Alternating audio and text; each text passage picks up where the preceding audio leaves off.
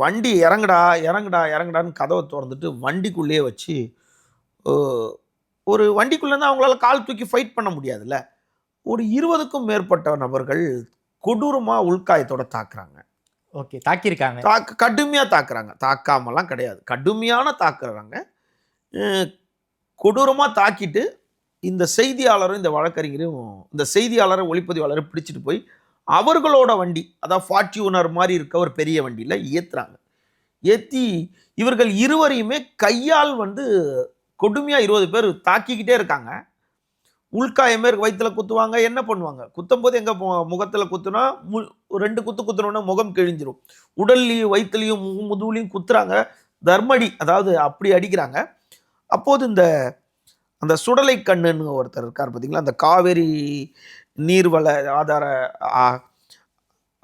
பாதுகாப்பு சங்கத்தோட அந்த சுடலை கண்ணை மட்டும் என்ன பண்ணுறாங்க, டக்குன்னு அந்த வண்டியில் அந்த இரும்பு ராடு எடுத்து தலையில் தாக்கிறாங்க. தலையில் தாக்கணும்னா அவருக்கு மட்டும் தையல் போட்டு அவர் தலையில் கட்டு போட்டிருக்க மாதிரி. இப்படி என்ன பண்ணுறாங்க, கடத்தல்ன்றது எப்படி கடத்தல்னா, உங்களை நான் கடத்திட்டு போய் இந்த ரூமில் வச்சு அடைக்கிறது கடத்தல் கிடையாது. உங்களை இந்த ரூமில் அடைக்கிறதுக்கு இந்த முயற்சி பண்ணாவே அது கடத்தல் தான். அப்போது அவர்கள் கார்லேருந்து நீ இன்னொரு காரில் உங்கள் காரில் அவரை கொண்டு வந்து ஏற்றுறீங்கன்னாவே கடத்தல் தான். இந்த ரூமை விட்டு நான் இழுத்துட்டு போனாவே கடத்தல் தான். இதுதான் சட்டம் சொல்லுது.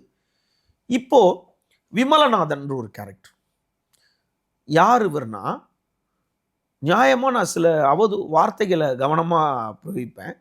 அதாவது இந்த விமலநாதன் அப்படின்னா ஒரு ரவுடி பையன் வச்சுங்க, பொறுக்கி பையன் கூட சொல்லலாம், ஓகேவா.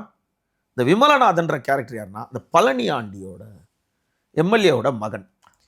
இவர் என்ன பண்ணியிருக்காரு, இவரோட ஆட்கள் வந்தவர் கொடுமையாக தாக்கியிருக்காங்க.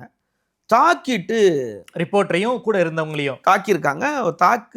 கொடுமையாக தாக்கிட்டு இவங்க 2 பேரையும் அப்படியே அடின்னு அடித்து விட்டுட்டு, அவர்கள் இனிமேட்டு வராதிங்கன்னு கெட்ட வார்த்தைகள் அசிங்கமாக திட்டிருக்காங்க. அந்த ஆடியோவெல்லாம் நம்மலாம் பார்த்துட்டோம். திரும்ப அதே தேஞ்சு போன ரெக்கார்டு மாதிரி நானும் அதை சொல்ல விரும்பலை.